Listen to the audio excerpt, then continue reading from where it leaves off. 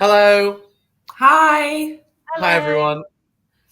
How's it going? Good. Welcome. How are you? So yeah, I'm doing well. Hi everyone in the audience. Um, I'm Chris. I'm from our marketing team, and today I'm joined by Charlotte and Terry from our professional development team, to help you get ready and prepare for your professional development activities. How are you doing, Charlotte and Terry? Yeah, we're okay. Well, actually, Terry and I have both been poorly, which I know you have as well, Chris. So Yeah, last week.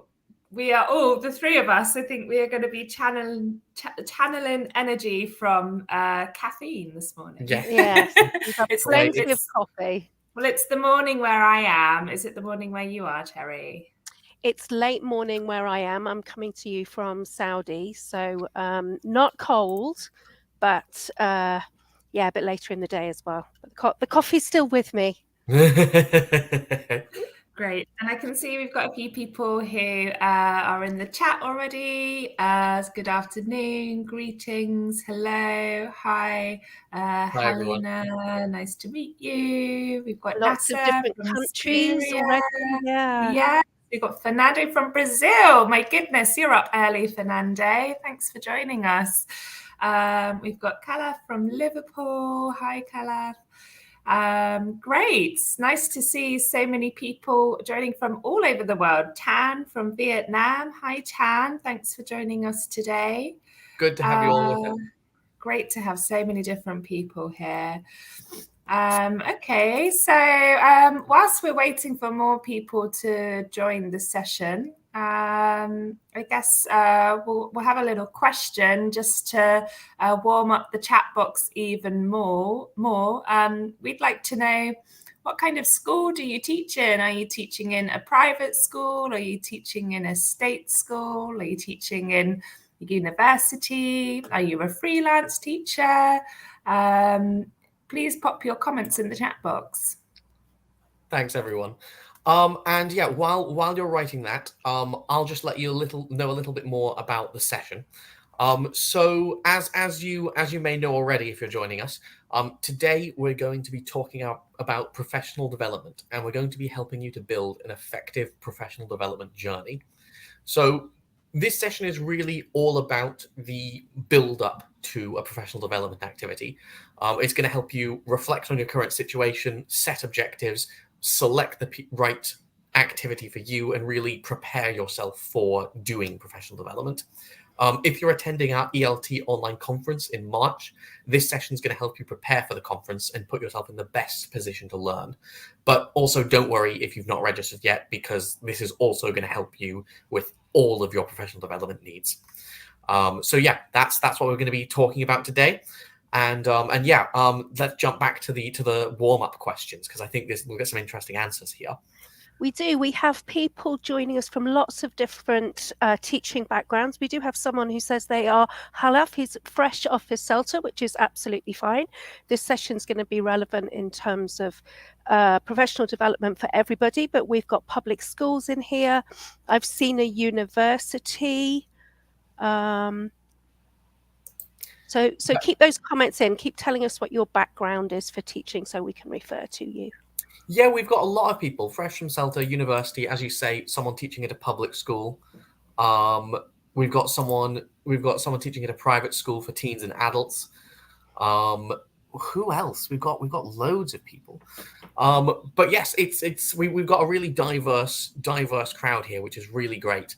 And yeah, we're going to be helping all of you, because everyone has their different professional development needs, and this session is very much about helping you choose your own professional development journey and build one that works for you.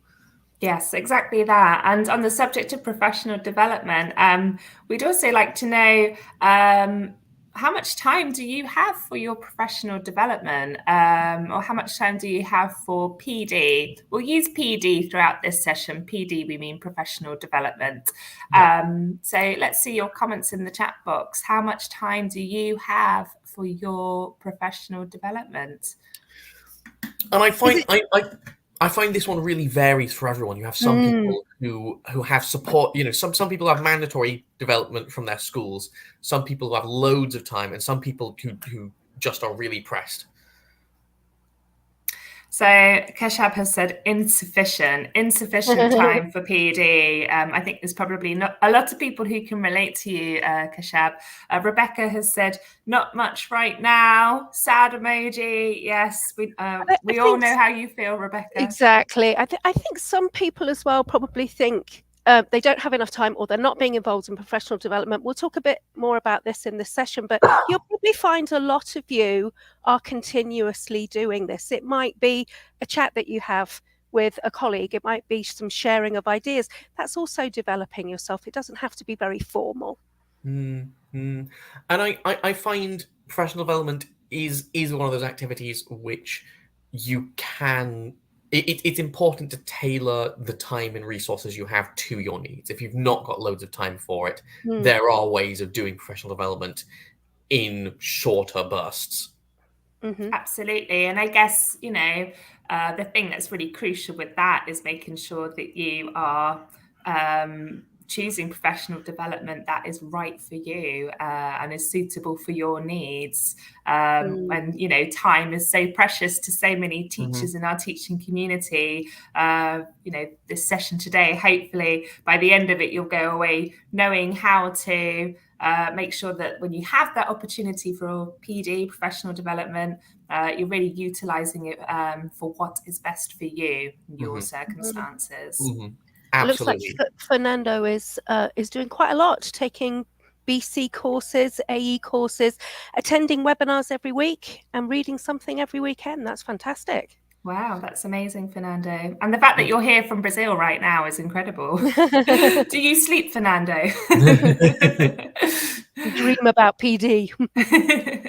We also have someone who has plenty of time because they finished exams, which makes sense. I think that's summer period, or well, depending on where you are in the world, maybe not summer, does help. And it's that time off from teaching that you get to sort of reflect a little bit and think about the year that's gone by and what you're going to do for the next year. Absolutely.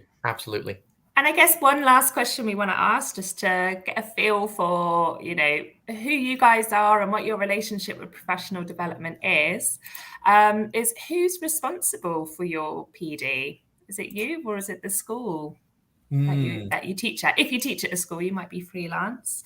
But who is responsible for your professional development? And I find again, this is one of those things which from the research we've done varies a lot. Because you have some schools for whom there's mandatory professional development and you have set requirements, and you have some schools for whom there are no requirements at all and everything is on you to do it. So Keshab has said both. So I guess that's both yourself and the institution that you work at. Tan has also said both. Ambitious has said mostly me. Andrew has said myself. Alessandra has also said me. I'm responsible for my own professional development. And I guess it's nice at the end of the day to have a mix, isn't it? Quite a few people are saying both. So a little bit of a structure from where you work, something that, you get up and go that you do yourself. But I also think it's really important to be sort of working with peers as well for professional development. They've always been, for me, the ones with the best ideas, however many books you read. Absolutely. And I find it is that balance is what I think we tend to strive for as well, in terms of the resources we're providing, where it's important to connect with the other teachers around you, whether that's teachers at your school, whether that's teachers at an event like this. It's important to connect with your community and really get their ideas. But at the same time, I think part of our philosophy is that the person who understands their development best, the person who will be able to know what's right for them, is the teacher doing it. They know what they need to learn. They know if they want to pursue a qualification, if they have particular needs in the classroom they want to address. So I think part of what we want to do today is really empower everyone to take control of their journey and build the start of that journey in a way that works for them and fulfills their needs. Absolutely. Yeah, I agree with you both. And I think, that journey, doesn't have to be a solitary one. It can be something that is shared with peers or shared through I our agree. institution. Absolutely, absolutely. We have more people who have quite a lot of PD going on here. But I think Yvonne makes a really good point here. That when she was working, she was always responsible for her PD, including money and time, and that is one of those things where there are some schools who don't provide that resource, which I think more schools should do. But school budgets can often be stressed, and teachers often are stressed as well. So sometimes they don't get that extra support. Which is why finding finding the right activity and finding the one that suits the time you have and also suits the budget you have is really important.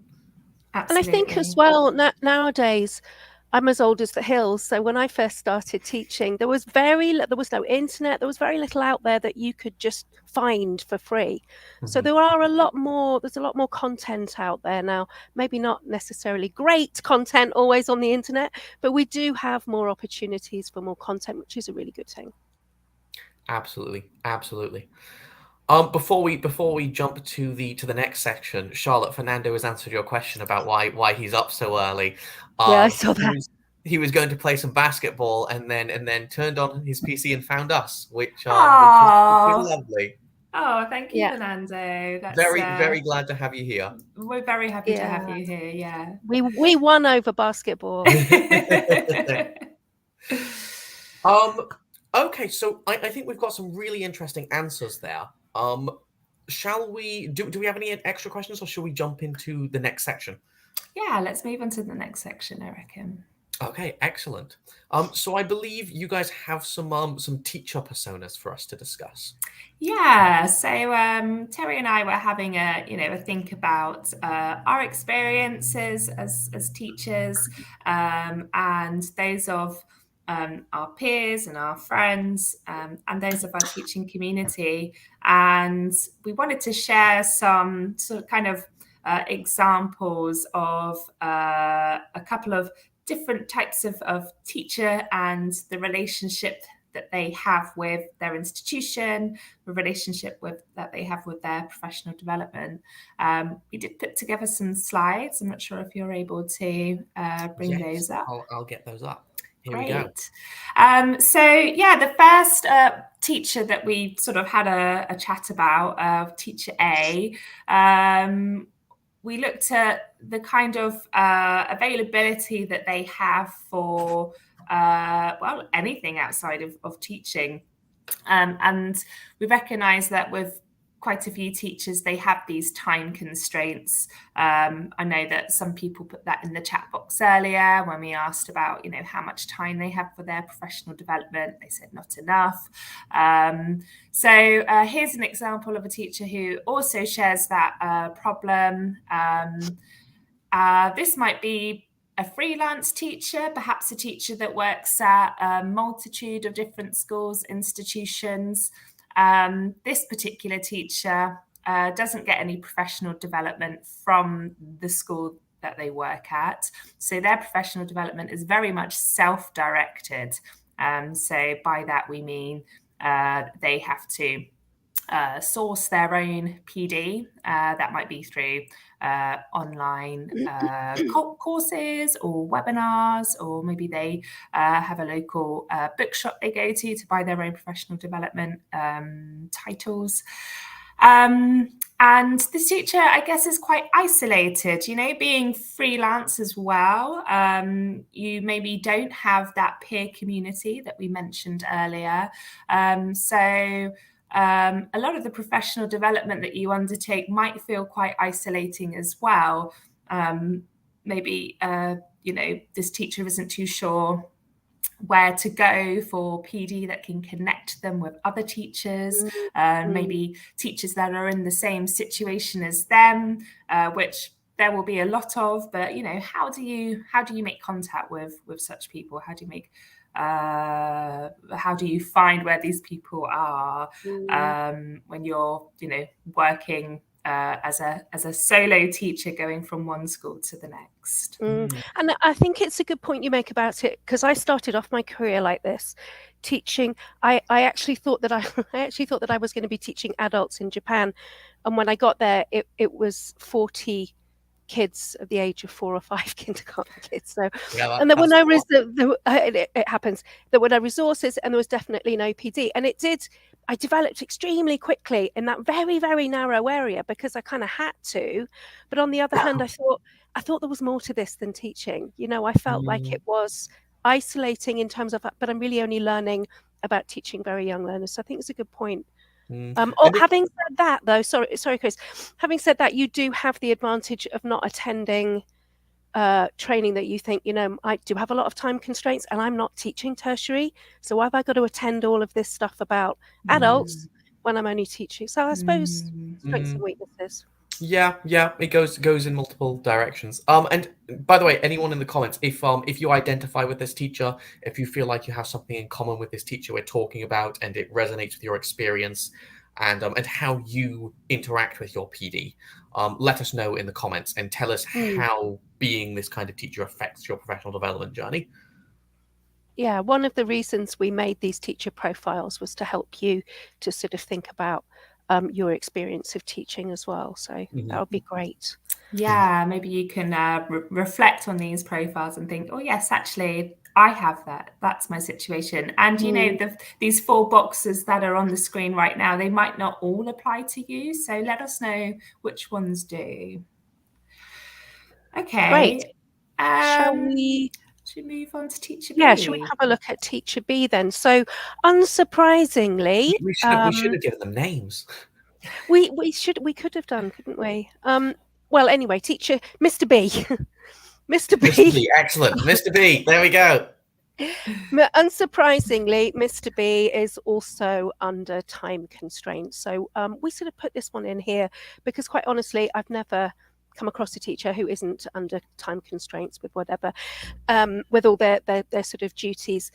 He's slightly different to Ms. A, in that his professional development is very structured from the institution that he works from. So he has very little choice in what he can attend. It's part of his year-long schedule.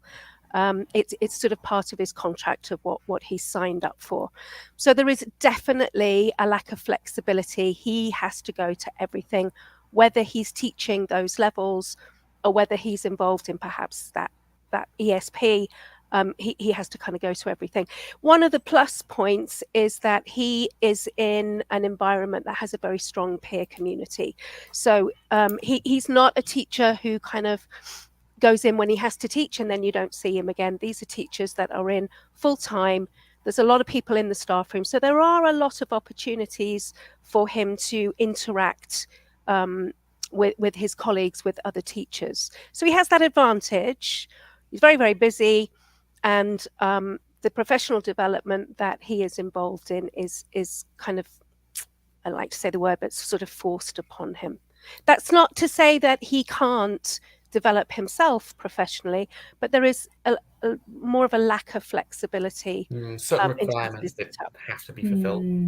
And sometimes we do come across teachers in this situation where, you know, the professional development that they have to partake in as part of their school's requirement, it almost becomes this kind of tick box activity. And you have to question whether the PD is relevant to the teachers, to all of the teachers.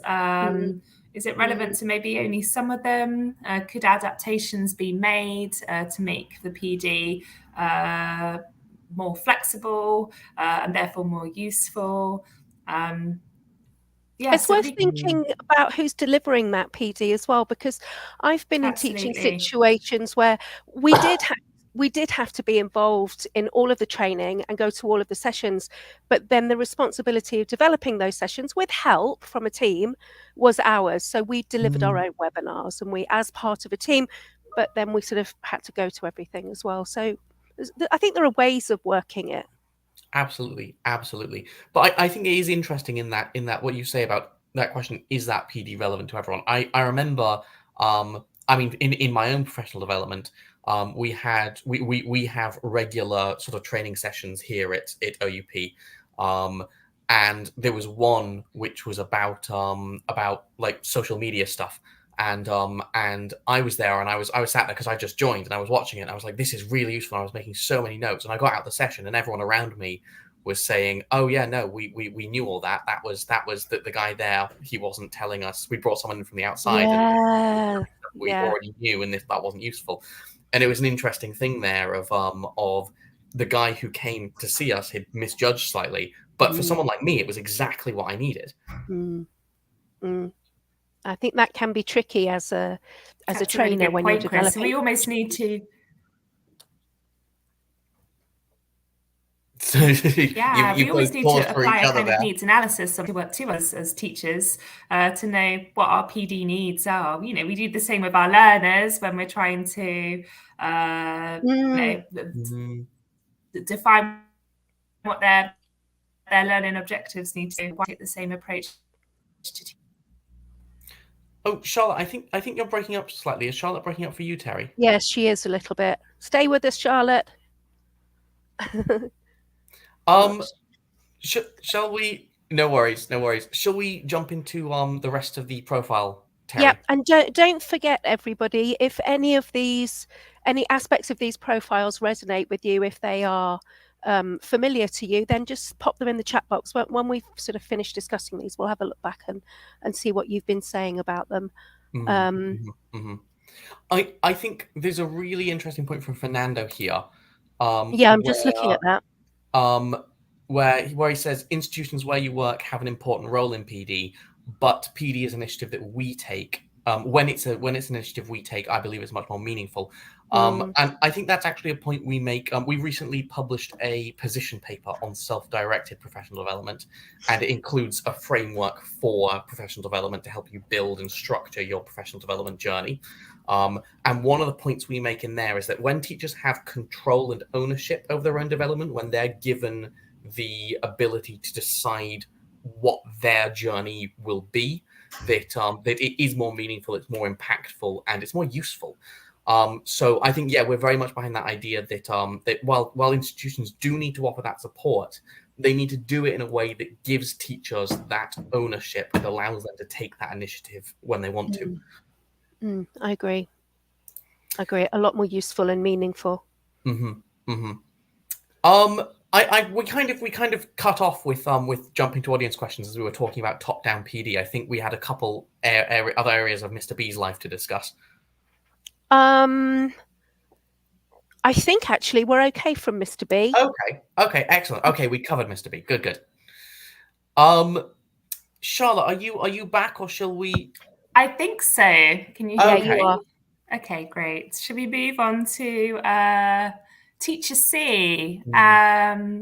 Let me know if I cut out. Hopefully, Terry will be able to jump in. Sure. So Teacher C, this is the third and final teacher that we decided to create for today's live stream. And Teacher C, we thought, could be a part-time teacher. So unlike the previous teachers, Teacher C has a little bit more time that they can dedicate towards their professional development.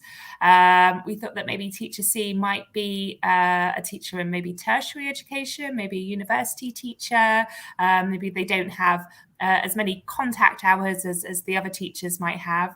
And so they might not need to be present in the university for as much time, which can sometimes make them feel a little bit sort of semi-isolated from their peers. And of course, working in tertiary education, you've got very high student expectations. So maybe as a teacher, you really feel like you need to be top of your game. But we find that these teachers often tend to have quite a supportive institution that really welcomes this bottom-up approach to professional development. So Teacher C gets to be quite agentive in knowing what professional development she wants to embark on. I think it's a good point you make about the high student expectations as well, and that sort of well, certainly in my context, that tends to seep into exams, and teachers in this context can end up being, through no fault of their own, very sort of driven by results, because that's what the students' expectations are, that, this is high stakes, I need good results, I need to move on to further study. So everything you do needs to be relevant for getting those good exam results. A lot more pressure. So I think we've got quite a diverse range of different situations here, different contexts, different types of teachers. And it is really showing that everyone has different needs that they need to be able to build their PD around, I guess. And it looks like we have a couple of people in the audience mentioning the sorts of teachers they are. Rebecca here definitely identifies a lot with Teacher A, where she had all age groups, no support, and had to do the development in her own time. Develop quickly then. Yeah, well, on your feet, yeah. Sink or swim. And then mentions later that she didn't know what or where she should go to progress. And then when she read everything online, it was confusing because sometimes things aren't presented. You don't know what order to approach things in. You don't know how to. I think there's lots of different pieces of PD online, but taking them and structuring them into a journey which gives you meaningful results, which you can apply in the classroom, see the change, and really understand how the development is progressing and monitor your own development and assess yourself. I think that is quite hard sometimes. Agree. I think it's really hard to reflect on, those gaps you have in your knowledge base as a teacher, or to be able to identify what it is exactly you need to help yourself progress and develop. And I think especially if you're a new teacher as well. I mean, Terry, you spoke about, your experience of when you first became a teacher. I think that is quite common for a lot of new teachers. It was, really echoed my experiences when I first got into teaching. And it's really hard when you're completely new to the industry to really be aware of what is available and what is out there, but more to the point, what it is that's going to help you. Absolutely. I think as well, it like I was just going back to what I was saying before, there is a lot more out there now, an awful lot more out there. And part of what we wanted to share with you today, and perhaps Chris can talk about that a little bit more now, is the upcoming conference that we have. It's free. Yes. So yes, we've got the ELT online conference just around the corner. It's happening mid-March, I believe. Oh, let me remind myself what date it's on. I have a schedule. Excellent. That makes life easier. Even better. So we have the ELT online conference. It says it here. It's happening on the 17th and the 18th of March. So this is a 2-day conference. We've got blocks in every time zone, so you should be able to find one that works for you. And if you can't make the session you want to attend and you register for it, you will get the recording in an email. So yes, this is our ELT online conference. It's going to help you connect, learn, and grow with teachers all around you. And we run this 4 times a year. And at each one of these conferences, we try to provide a broad selection of professional development support that's going to help you find the training that you need and the guidance that you want. So we've got loads of different areas here. We've got 2 sessions on self-directed professional development. So similar to what we're talking about today, if you want a more in-depth approach to what we're talking about today that goes into a lot more detail, those sessions are delivered by 2 of the people who wrote our position paper. We've got loads more. We've got assessment for learning. We've got motivating students. We've got self-regulated learning for students. We've got teaching disability classrooms, grammar. And then if you'll see on the far right, we've got a whole block dedicated to teaching young learners. This is the first time we've done this. We've taken a whole block and dedicated it to one teacher type.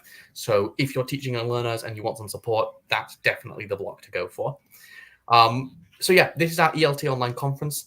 And today, I think part of what we want to discuss is both in terms of your broad professional development and in terms of the ELTOC online conference, how can you really prepare and put yourself in the right position to get ready to get the most out of a conference? Because while ELTOC is great, we love ELTOC, it's fantastic, it's also important to incorporate conferences and webinars like this into a broader journey. It's not just about attending them, it's also about working out which are the right sessions for you. What are your objectives for each session? And again, if you're reading, whether you're reading a book, whether you're reading a blog, whether you're attending an individual webinar or a large conference, I think these questions are important. So what position are you in now? Like the teachers A, B, and C that we discussed. What's your position and what do you need? What are your needs and your objectives? And then what are your objectives to your professional development? What do you want to learn? What are you pursuing? And then from that, which is the right session for you? I think all of these questions are what you need to most effectively build that journey and get you in the place to get the most out of a session. And I think this area of self-reflection that you mentioned, and I mentioned it earlier, is really important. This sort of honest conversation that you have with yourself about your strengths and weaknesses in relation to professional development, but also thinking realistically about what the opportunities are for you. There might be some things that are in the way, some things related to the institution or yourself in your particular moment in your career that are sort of blocking you. And it's by that stop and think that you can then move on to the next stage of thinking about what your objectives are and then choosing what PD is going to be right for you, a sort of a plan, if you like. Absolutely. Absolutely. I just want to jump in on one question from Jasmine asking, could we get a certificate? So for this session, because it's more of an online session, there aren't certificates for this session. But if you attend the ELT online conference, we give certificates there. So I believe there's a link to register down in the comments, and if you register for that, that's where you can get your certificate. Thanks, Chris. And I just want to sort of, touch on those sort of 3 steps that you're mentioning about, how to choose the best PD for you by, first of all, reflecting on what your needs are, and then from that, setting what your objectives are, and then choosing your professional development. And I think, when you reflect on your needs, it can be more than just reflecting on a methodology that you want to learn more about, or maybe an approach to classroom management that you want some sort of support or ideas with. It can also be reflecting on, what your needs as a learner are. So are you somebody who needs to be in a kind of community environment when it comes to studying and learning? And I can see Nasa put a nice comment in the chat box. He said, attending webinars is more interactive and communicative than reading books. And Terry and I have got colleagues in our group who are, ultimate bookworms and can, pick up a book on a particular area of professional development and whiz through it. But for me, Nasa, I'm with you. I'd much prefer to be part of a workshop or some kind of online webinar where I can use the other people present as kind of sounding boards to sort of spark ideas and help digest the information that I'm learning about. I think I'm like you as well, Charlotte. I will learn better around other people, but I think part of this sort of focusing on yourself and this plan is really important, because for my development, I run towards anything that it's a webinar or a live or a conference I can go to. But if I sort of sit and make a development plan, I know I need to sit down and read some articles sometimes. I know I need to get up to date with something. So I think if you plan out your PD, I would look at it and say, well, I'm just running around talking to lots of people. I actually do need to start and download some papers to dive a bit deeper and get some more information from. So that's why I think the beauty of the plan is. Absolutely. And again, if you want more support with building a professional development plan, we have this paper on self-directed PD, which talks in detail about all of these things we're discussing today and gives you that structure. And we have a 7-step framework which really goes into building that plan. So if you want something to read that's kind of going to give you more information about this, go and download that. It's free. You just need to pop your email in. I believe there's a link in the comments. I hope there is. But yes. Sorry, just to mention about those papers as well. I know that some people say that, they don't have a lot of time and perhaps they do prefer being with other people, but the papers are designed in a way that you can dip in and out of them. Charlotte and I were doing this last week. So we didn't say, let's read the whole paper before we have a discussion. We had it up and we were pulling bits out, and they're really practical as well. They have like really useful ideas Because one of the things that I find when I talk to teachers is when you say, what is professional development? A lot of people will tell you it's doing a CELTA, it's attending a webinar, it's going to a conference. And the paper will give you examples of it being so much more, and things that you can do alone in a short space of time, and how you can really build up that plan with a bit of diversity in your professional development. Yeah, it's a good paper. Absolutely. And actually, that's a really good point you made, Terry, about how, you and I, jumped on a call last week and sort of, looked at parts of the paper together. And, for anyone out there who, doesn't like the idea of reading through masses of text, make it a peer activity that you can do with somebody else. That's always quite a nice way to be able to, obtain that information and reflect on it as well. You can ask each other questions then about, the professional development suggestions in the paper, and ask each other, what your experiences are of it, and do you find this useful, and is this something that you would want to try out? And I guess on that note, we'd love to hear, if I see a lot of people have registered for ELTOC, a lot of people have put in the chat box that they've registered. It would be really great to hear what you've registered for, and what you're hoping to get out of that session. Absolutely. So could we see the sessions again, just to remind you? I was about to pop those up. I'm hoping for people on mobile that these are large enough. But yes, could you let us know which of these you're attending?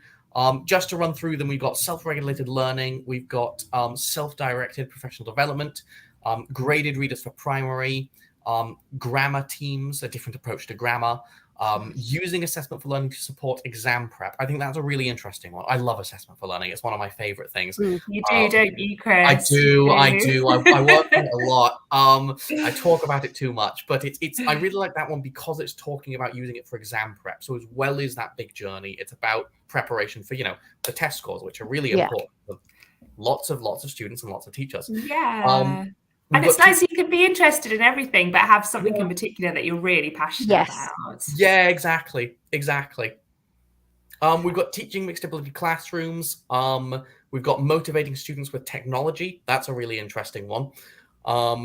There's more on self-regulated learning and professional development. And then in the primary block, we've got developing collaboration skills for young learners, music and songs in the classroom, which that will be very fun, and effective assessment in the primary classroom, which is sort of looking at the whole assessment journey for primary students. So there's a whole load of really interesting stuff here. And yeah, it would be really great to hear if you're attending one of the sessions, just pop in the comments which one you're going to. Let us know which ones are your top choices, even if it's just one. I can see Rebecca and Ambitious have registered for everything. We've registered for all sessions. And we has too, which is great. Great. Abo has registered for self-directed professional development. That's great. Excellent. So for those attending every session, is there one which is standing out? Like, is there one which you definitely want to go to, and that's really for you? Pop that in the comments, because it would be good to know sort of what everyone's interested in and what you're kind of leaning towards, I guess. Yeah, and how that's sort of a reflection of you seeing, what areas of your teaching you want to develop on. I think for me, when I started off as a teacher, I think grammar was something I was always interested in. There's never something that we learnt in our schooling ourselves when we went to school in the UK. So if I was to reflect on myself as a newly qualified teacher, I think the grammar session would have really appealed to me, because it would have been an area that I maybe didn't feel too confident in, and felt like I could sort of get some more ideas on how to teach grammar. So it'd be really great to hear from you guys, reflecting on your situation, which particular sessions would mean a lot to you, and what do you hope to get out of them? So we've already got a couple responses from from Chris. Excellent name, Chris. We've got graded readers for primary, and Chris is also interested in self-regulated learning. Great. A lot of you have registered for everything, which I think is. I don't think there's anything wrong with that. I think that's fantastic. But what I like to do when and I know you go to quite a few conferences as well, Charlotte. I do like to register for everything, but I also like to think of something that's quite familiar to me, because it's quite comforting to go to something and everyone else is doing the same thing, and you connect with other people, and you're like, yeah, I've been teaching primary for ages, and it's a sort of almost like a celebration of what you always do. Something that I'm interested in that I never thought I would be interested in. So it's something that's new, and I think, do you know what, I've never thought about that. I might go in and have a look at something that's very different, and perhaps something that I think I ought to know more about that I don't already. So that I focus on certain things when I'm in those sessions and don't let them just wash over me. And I think it's important to, when you're selecting the sessions, think about all those elements and really, I think, consider and know how those are feeding into your decisions. So knowing, I'm going to go to this one because this is a thing I really enjoy and am familiar with, and I want to learn a bit more about it and get a new perspective that I maybe won't have thought of before. This is a thing which, okay, this one just sounds very cool. I like that one. And then this one is, okay, in my classroom, this is a requirement that I need to learn more about. Exactly. That's what I meant. Yes. Yeah. So no, I think getting that full scope and knowing ahead of time, and even if it's just like one sheet of paper, writing down for each session, this is why I'm going and this is what I hope to get out of it. Yes. Yeah, to keep you focused. Absolutely. Which I think, when it comes to sort of building this PD journey and building up to the correct professional, and before you do a professional development activity, there's a couple elements of, as we've discussed early on, first reflecting on your situation and what your needs are.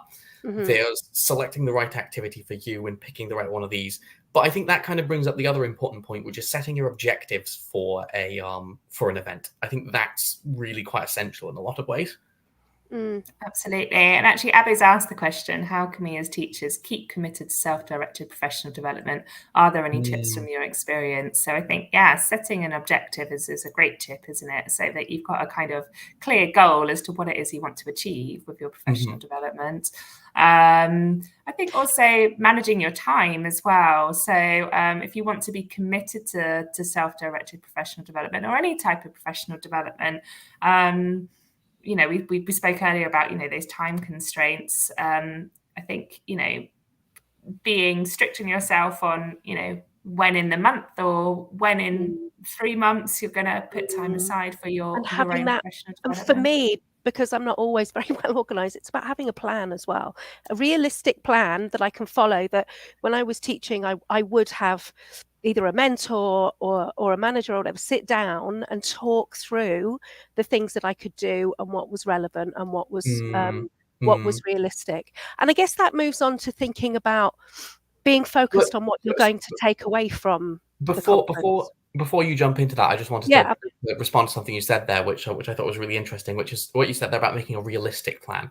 Because this is a big thing for me that I always do when I'm learning stuff. I always go, oh, these are all the things I want to learn. There's this big list, I want to learn about this, I want to learn about that. And then I do 10% of it because I only have the time to do 10% of it. And I feel quite disheartened and I'm not sure. And it kind of gets in the way of my overall learning journey. And I think it is important to really be realistic in a lot of ways and look at, this is what I can do, this is what support I have, and I'm going to I think it looks like we may have lost Terry briefly. She's gone. We do some professional development. She has. Hopefully she makes it back, but we can keep going. So I think getting that, having that sort of realistic approach makes, I think it's quite important. Absolutely. Sometimes we talk about setting SMART goals, Mm. and I don't know if I can remember every word for the acronym, but it's being specific about what it is that you want to achieve, making sure that it's measurable. Oh, hi Terry. Sorry, I don't know what happened there. That's okay. No problem. And making we sure fell apart without you. It all stopped. Well, yeah, I thought we were much. lost. We were just talking about, again, reflecting on what you mentioned about being realistic, is having SMART goals towards your professional development, and making sure that they're specific and measurable, achievable, realistic, and there's a time involved. There's a measure of time to make sure that when you're going to achieve that goal. Mm-hmm. Absolutely. And I think actually one of the things we wanted to ask everyone in the comments is, for those sessions you've told us you're attending, we have loads of people. Carla is attending Ways to Teach Grammar. We've got someone attending Effective Assessment in Primary Classes. I would say your name, but I'm afraid I don't speak loads of different familiar languages. With the script, yes. No. And then we've got Effective Assessment, Mixed Ability Classrooms, loads of people attending different things. It would be great to hear, just in a sentence, just have a quick think and write and say a single sentence. You don't need to make it SMART goals, but maybe afterwards shape it into those. But just in a single sentence in the comments, let us know, for that session you're attending, what do you want to get out of it? What's your objective? What are you hoping to learn? So yes, while we're talking, just let us know that, because it'd be great to hear from you. Sorry, I interrupted there. No, not at all. Yes, as Chris says, let's hear, what, just one sentence, what do you want to get out of a particular session that you're signed up for? And that might not just be something for yourself. If you do work in a sort of big community, a nice peer community of teachers, I've certainly done that before, where I've signed up to one particular session that I'm going to cascade down to a staff room or share with people, and that kind of makes you a little bit more on the ball for the session for the session, because you're going to share it with other people. And maybe you want to use the session as a springboard for further professional development. So maybe this is your sort of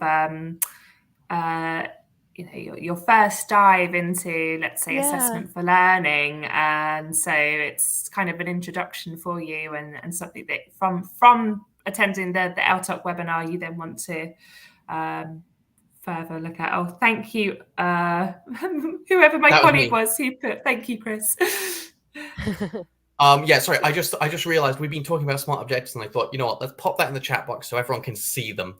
So yeah, if you want to do it in the SMART format, do, but that's the SMART: specific, measurable, achievable, relevant, time bound. Sorry. Thanks, Chris. No, that's great. So Rebecca's put a comment in the chat box. So she said that she wants to learn to engage the students in a fun way and help them retain what they have learned and enjoy grammar. So I'm guessing you're referring to the grammar session, Rebecca. I think that's a really great objective for the session. How do we inject fun into grammar activity? And I think it's worth mentioning. It sounds obvious, but it is really worth mentioning the students, because at the end of the day, this is what we're doing it for.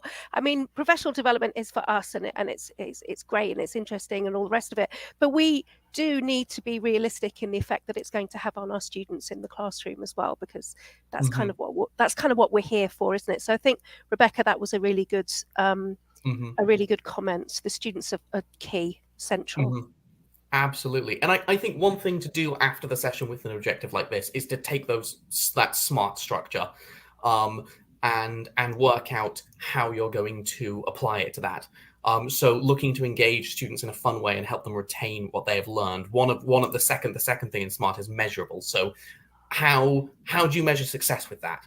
What does success look like? And it's worth going into that session with that sort of knowledge of how, after this session, when I take this learning away, how am I going to measure it? How am I going to measure its effect upon my practice, I guess? I can see Mary has put a comment in the chat box. I would like to equip knowledge about IB or project-based learning, which I already did in my classes, but still need to learn. And yeah, that's a good point, Mary. Like, you might feel like you've done a particular area of English language teaching many times before, but that doesn't mean that there's still not things to learn around it. And I think it's really important not to kind of get stuck in our ways. Webinars like this are a really great way to sort of inject new ideas and maybe alternative approaches to try out that maybe you're used to. And Fernando's mentioned personal growth and social growth, and that's something that I wanted to mention as well about ELTOC and these conferences and webinars. It is a really sort of useful way of connecting with others. So it's not just us talking to you about things, but you have this opportunity to interact with so many other people around the world, and share ideas and share different circumstances. We never used to have this when I was younger, you see. You're right. It's a great opportunity to connect with, teachers all over the globe, isn't it? Absolutely. And I can see Andrew has said that for them, it's to create this interest in teaching, in the teaching learning process. Or maybe the interest is there and you want to learn more about that kind of transaction from teaching and learning. Absolutely. And I think there's actually loads of. I really wish we could get to all of these because there's loads of interesting comments in the comments here. So the most challenging thing in self-directed professional development is staying an effective teacher and one's own manager at the same time, which I think is really interesting, balancing those two needs. Absolutely, yeah.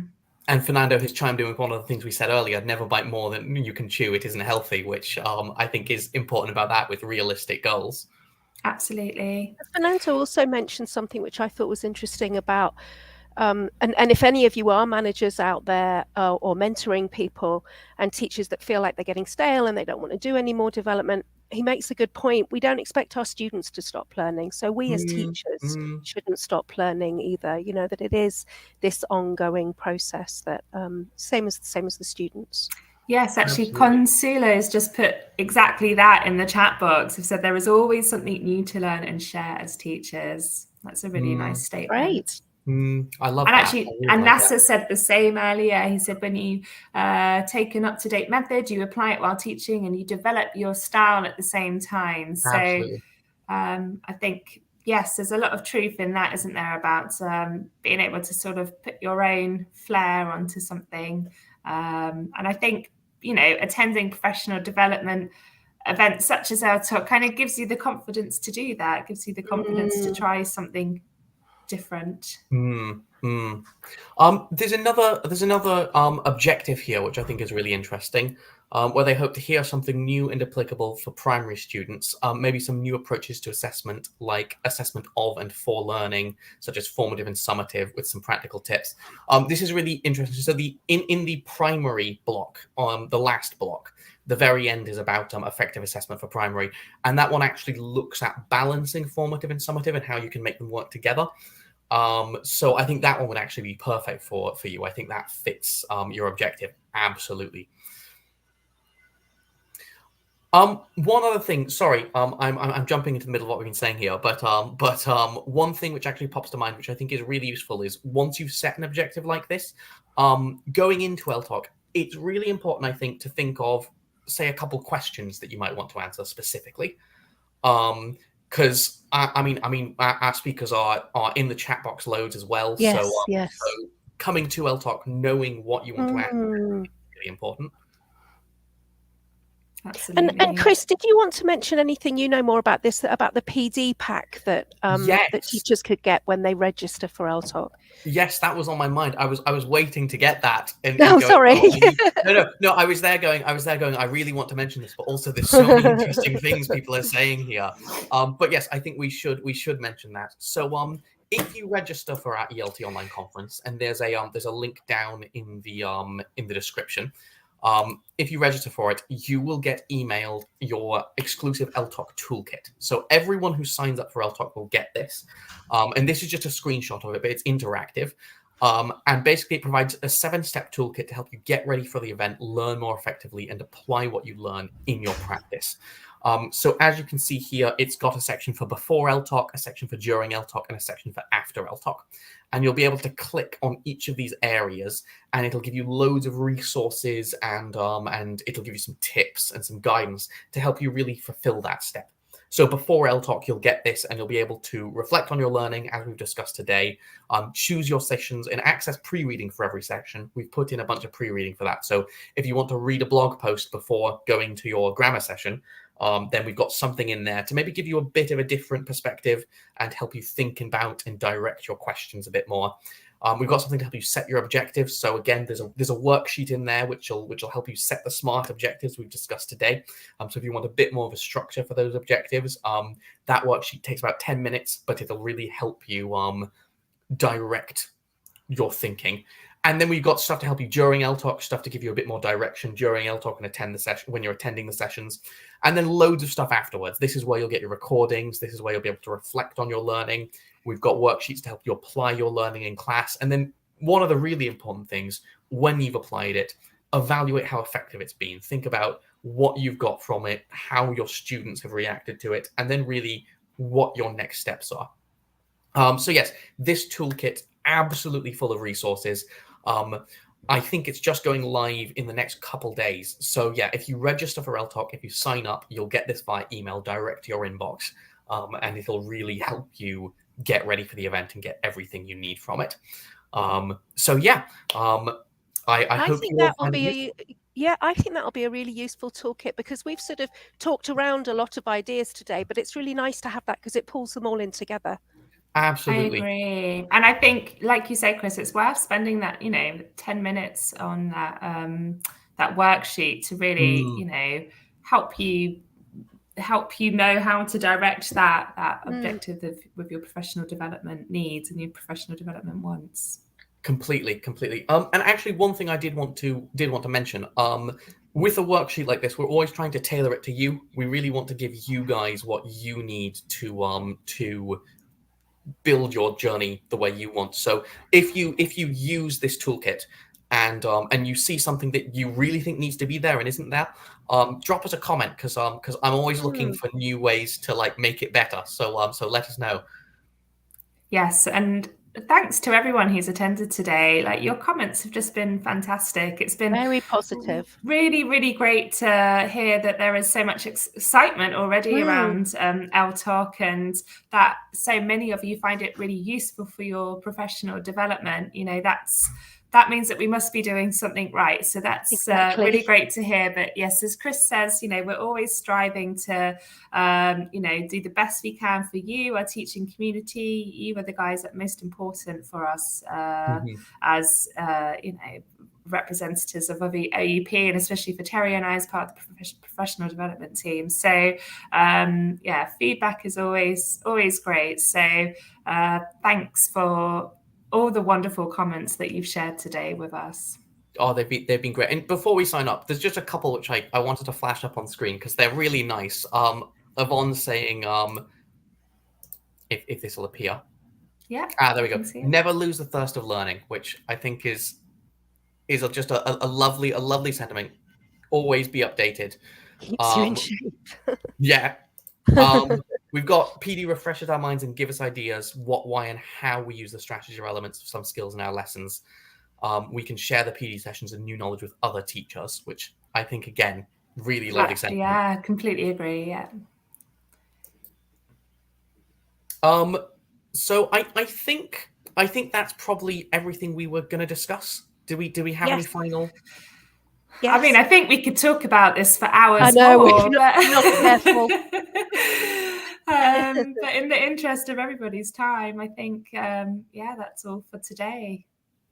Fantastic. Well, thank you both so much for joining us.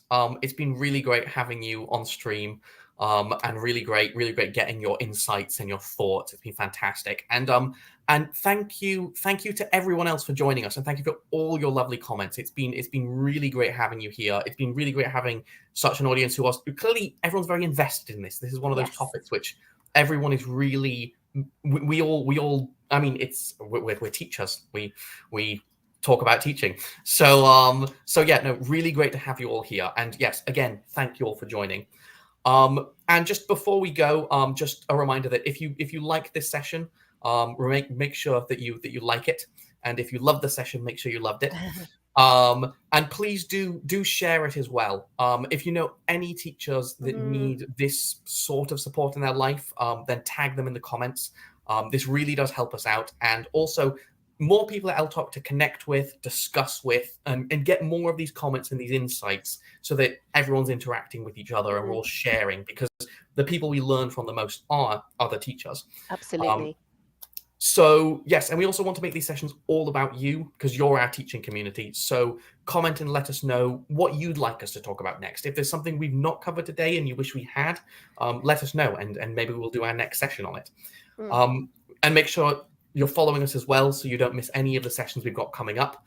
We're at OUP ELT Global on Facebook, Twitter, and on YouTube.